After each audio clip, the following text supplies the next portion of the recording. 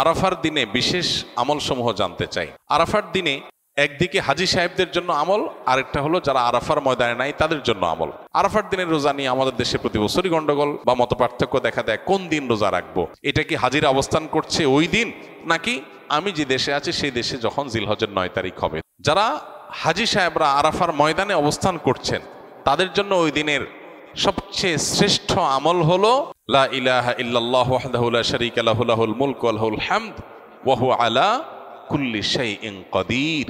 এটা মহব্বতের সাথে অর্থ বুঝে ধীরে ধীরে বারবার করে পড়তে থাকা, এটা হলো সবচেয়ে বেশি প্রয়োজনীয় কাজ। কেন? কারণ নবী করিম সাল্লাল্লাহু আলাইহি ওয়াসাল্লাম বলেছেন যে খায়রুদ দুআ দুআউ ইয়াউমি আরাফা, আরাফাত দিনের দোয়া হলো শ্রেষ্ঠ দোয়া। ও খায়রু মা কুলতু আনা ওয়ান নাবিয়্যুনা মিন ক্বাবলি, নবীজি বলেছেন আমি আর আমার পূর্বের যত নবী রাসূল এসেছেন সবাই যত দোয়া আল্লাহর কাছে করেছে এর মধ্যে সবচেয়ে উত্তম হলো এটা, লা ইলাহা ইল্লাল্লাহু ওয়াহদাহু লা শারীকা লাহু লাহুল মুলকু ওয়া লাহুল হামদু ওয়া হুয়া আলা কুল্লি শাইইন কাদির। আল্লাহ ছাড়া সত্যিকারের কোনো মাবুদ নাই। লা ইলাহা ইল্লাল্লাহ ওয়াহদাহু লা শারীকা লাহু, তিনি একক এবং তার কোনো শরীক নাই। লাহুল মুলক ওয়া লাহুল হামদ, রাজত্ব এবং প্রশংসার অধিকারী একমাত্র তিনি। ওয়া হুয়া আলা কুল্লি শাইইন কাদির, তিনি সব কিছু করতে সক্ষম। বাহ্যিক দৃষ্টিকোণ থেকে এই বাক্যগুলোর মধ্যে কোনো প্রার্থনা নাই, তাহলে এগুলোকে দোয়া বলা হচ্ছে কেন? সেটা নিয়ে অনেক আলাপ আছে এবং মুহাদ্দিসিন ইকরাম একমত যে এইগুলো দোয়া। এখানে আল্লাহ রাব্বুল আলামিনের কাছে পরোক্ষভাবে নিজের চাওয়াকে পেশ করা হচ্ছে, আল্লাহর শক্তিমত্তার কথা জাহির করে আল্লাহর কাছে নিজের সবকিছুই নিবেদন করা হচ্ছে পরোক্ষভাবে, এটাও দোয়াই। তো এটা হলো আরাফার ময়দানে যারা হাজির অবস্থান করবেন তারা সবচেয়ে বেশি পড়বেন। অনেক উলামা ইকরাম অবশ্য বলেন যে এই দোয়া অর্থাৎ লা ইলাহা ইল্লাল্লাহু ওয়াহদাহু লা শারীকা লাহু লাহুল মুলকু ওয়া লাহুল হামদু ওয়া আলা কুল্লি শাইইন কাদির, আরাফার দিনে, আরাফার বাইরে যারা পৃথিবীর বিভিন্ন প্রান্তে গায়রে হাজি যারা আছি তারাও পড়তে পারেন, বরং আরাফার দিনে তাদের এটা পড়া উচিত এবং এ ব্যাপারে অনেকে রেকমেন্ড করেন। তাহলে একটা করণীয় পেলাম লা ইলাহা ইল্লাল্লাহু ওয়াহদাহু লা শারীকা লাহু, এটা পড়া।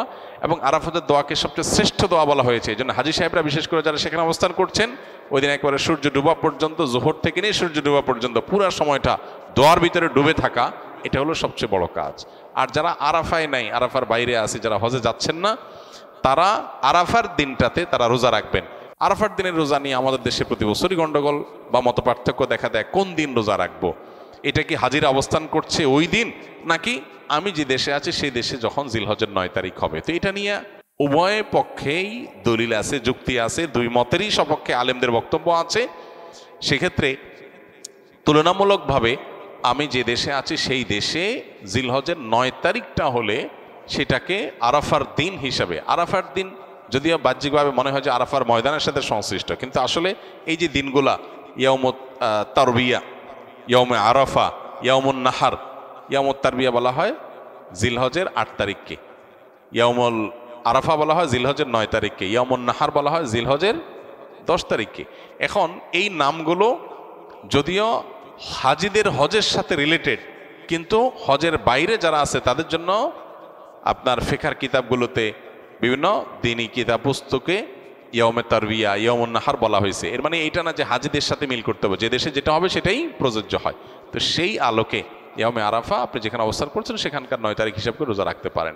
যদি আপনার কাছে বেশি মনে হয় যৌক্তিক যে না হাজিদের অবস্থানের সাথে মিল করে রাখাটা, যেহেতু নামের মধ্যেই ইয়াউমে আরাফা আছে, অতএব ওইটা আমি রাখবো, তো সেক্ষেত্রে আমি সেটাও করতে পারেন, কোনো অসুবিধা নেই।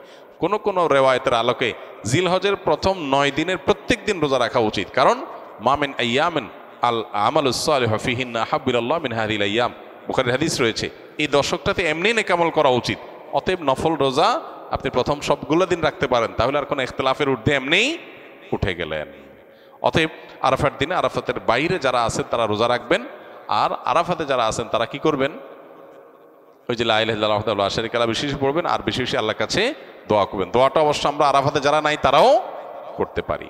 আমার ছেলের বয়স ছিল 12 বছর 2 মাস 13 দিন। একদিন সকালে তাকে স্কুলে যাওয়া নিয়ে রাগ করলে অভিমান করে ঘরের দরজা আটকে আত্মহত্যা করে। আমার প্রশ্ন হলো সে নাবালক ছিল কিনা, আর আমাদের বাবা মায়ের পক্ষ থেকে করণীয় কি? দেখুন, প্রথম কথা হলো যে 12 বছর বয়স হলে ছেলে বালেগ হতে পারে, নাবালেগ ছিল কিনা এটা বলা কঠিন, কারণ অনেকের দেখা যায় আজকাল ছেলে মেয়েদের একটু আগে থেকেই তারা বালেগ হয়ে যায় নানা কারণে। তো 11-12 বছর বয়সে যদি কারো স্বপ্নদোষ হয়, শুরু হয়ে যায়, দাড়ি গোপ ইত্যাদি গজায় যায়, তাহলে সে বালেগ প্রাপ্তবয়স্ক হয়ে যায়। অতএব সে এরকম কিছু হয়ে থাকতে পারে, প্রাপ্তবয়স্ক হতে পারে, কিন্তু যেটাই হোক না কেন অভিভাবক হিসাবে আপনাদের কর্তব্য হলো তার জন্য আল্লাহর কাছ থেকে আল্লাহর কাছে মাফ চাওয়া, মাগফিরাত চাওয়া। সেই সাথে একটা গুরুত্বপূর্ণ বিষয় হলো, লক্ষ্য করবেন আজকাল বাবা মারা পাগল হয়ে যান, অ্যাগ্রেসিভ হয়ে যান। কি জন্য? ছেলে মেয়েকে খাওয়ানোর জন্য, পড়ানোর জন্য, আর কিসের জন্য? পড়ালেখা করানোর জন্য। নামাজ না পড়লে এত টেনশন নাই, স্কুলে না গেলে যত টেনশন। নামাজের জন্য চাপ দিছে বেশি স্কুলে যাওয়ার চাইতে, এরকম ঘটনা আপনি পাবেন না। তার মানে এগুলো সব বস্তুবাদী চিন্তা চেতনা থেকে আসছে। সন্তানের শিক্ষার কথা যদি বলেন, মানুষ করার কথা যদি বলেন, ওইটা মূলত হয় বাসা বাড়ি থেকে। শিক্ষা প্রতিষ্ঠানে যাওয়ার সাথে সেটা সম্পর্কে এতটা থাকে না। শিক্ষা প্রতিষ্ঠানে গেলে তার ভ্যালু অ্যাড হয়, সে অনেক বেশি টাকা জোগাড় করার উপযুক্ত হয়, সমাজে তার ক্যারিয়ারকে সে ভালো একটা জায়গায় নিয়ে যেতে পারে, এগুলো হয়। তো মানুষ মতো মানুষ হওয়ার সম্পর্ক বেশিরভাগ ক্ষেত্রে পারিবারিক শিক্ষার উপর নির্ভর করে। ওইটার ব্যাপারে আমাদের গুরুত্ব নাই, আমরা বস্তুবাদী চিন্তা থেকে এগুলো করি। নিজেরা হয়ে গেছে টাকা পয়সা মেশিন, ছেলে মেয়েকেও টাকা পয়সা মেশিন বানাতে চাই। আর টাকা পয়সা মেশিন হলেই মানুষ সুখী হয় না, তার প্রমাণ আপনার নিজের এই ঘটনা এবং এরকম আরও অহরহ ঘটনা। অতএব মানসিকতার পরিবর্তন খুব বেশি জরুরি। বাচ্চাদেরকে পড়াশোনা করার জন্য, স্কুলে শিক্ষা প্রতিষ্ঠানে মাদ্রাসায় যাওয়ার জন্য জোর জবরদস্তির একটা লিমিট, এটা যদি ক্রস করে যাই, লিমিট থাকা উচিত, লিমিট যদি ক্রস করে যাই আমরা, তাহলে তার সুফল, তার ক্ষতি, তার কুফল আমরা ব্যবহার করতে থাকবো। অনাহারে মারা যাচ্ছে, সেখানে ত্রাণের ট্রাকও ঢুকতে দেওয়া হচ্ছে না, তাহলে এই পৃথিবীকে আমরা কিভাবে সভ্য পৃথিবী বলতে পারি? না, এই পৃথিবীকে তো আপনি আসলে এই সভ্য পৃথিবী বলা এত সহজ বিষয় না। আমরা সবসময় বলি মানবতার সবক যারা আমাদেরকে সকাল বিকাল দেয়, মানবতার মানবাধিকারের জিকির করতে করতে, জিকির তুলতে যারা শেষ, আপনি দেখবেন আপনার আশেপাশে ট্রান্সজেন্ডারদের অধিকার নিয়ে যারা লক্ষ লক্ষ কোটি কোটি টাকা খরচ করছে, সমকামিতা করার, এই অপকর্ম করার অধিকার নিয়ে যারা মুখে ফেনা তুলে ফেলছে, বেঁচে থাকার অধিকার নিয়ে কথা বলছে না। এটাই হলো মানবতা এবং মানবাধিকারের ভেগধারী, মুখোশধারী ভণ্ড এবং প্রতারকদের আসল রূপ এবং চরিত্র। দুর্ভাগ্য, আমাদের অনেক মুসলমানরাও আলেম ওলামাকে, মুসলমানদেরকে, দিনদারদেরকে, মুজাহিদদেরকে তারা সন্ত্রাসী মনে করে, তারা তাদেরকে খারাপ মনে করে। আর এদেরকে যারা খারাপ হিসেবে চিত্রায়িত করেছে, সেই পশ্চিমাদের এজেন্ডার ধারক বাহকদেরকে মনে করে মানবতাবাদী। এদের আসল রূপ, আসল এজেন্ডা অনেকেই আমরা বুঝে উঠতে পারি না। এই ঘটনাগুলো আমাদের বিবেককে নাড়া দেওয়া উচিত, এগুলো আমাদেরকে নতুন করে ভাবতে শেখানো উচিত। আল্লাহ আমাদেরকে সেটা বোঝার তৌফিক দান করুন। সহায় মানুষগুলোর জন্য আমাদের যে অপারগতা, আমাদের যে অক্ষমতা, আমাদের যে নির্বিকার ভাব, এটাকে আল্লাহ তাআলা মাফ করে দিন এবং সেই সাথে তাদেরকে আল্লাহ তাআলা এই দুরবস্থা থেকে উদ্ধার করুন। সময় যত কঠিন হয়, আল্লাহ তাআলার সাহায্য তত নিকটবর্তী হয়। রাত যত গভীর হয়, ভোর বা আলো তত নিকটবর্তী হয়। বিধায় এখানে যত কষ্ট হচ্ছে মানুষদের, ইনশাআল্লাহ মুসলমানদের বিজয় তত ত্বরান্বিত হচ্ছে।